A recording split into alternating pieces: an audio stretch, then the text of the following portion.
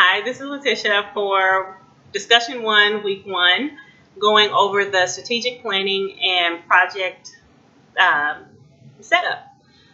We will be covering what is the difference between strategic planning and strategic management, the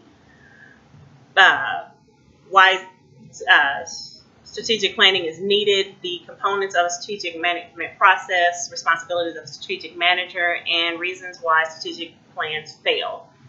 The initial difference between the strategic planning and strategic management is planning is the active process of creating the plan. The management is the process of implementing it in order to inevitably reach the end goal of why the plan took place and why it was created. The moving on to why strategic planning is needed is so that everyone within the organization is on the same page to achieve the same organizational goals.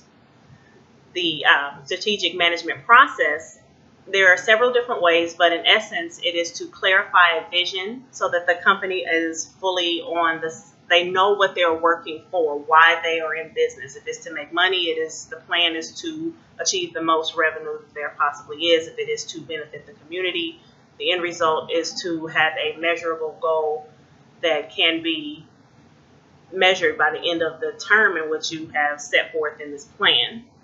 The second step in the strategic process is to gather and analyze information. Analyze the company as a whole, inside and out, to find out where you currently stand and the opportunities available. And you also want to analyze the environment and the competitors so that way you know what you're up against and what you need to work on or differentiate yourself to be better and be competitive so you can achieve the organizational goals. The third step is to formulate a strategy.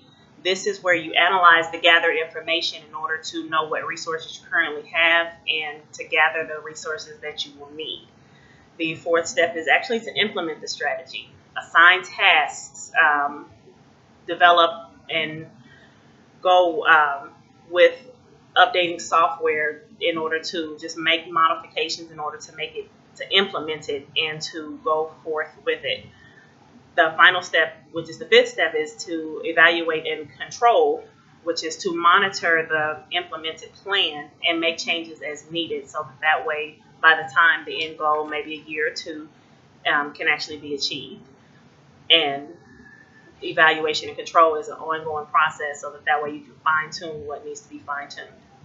Moving on to strategic managers. Strategic managers actually are task-oriented members of the organization that oversee and ensure everyone is achieving the results in order for the company to meet its goals.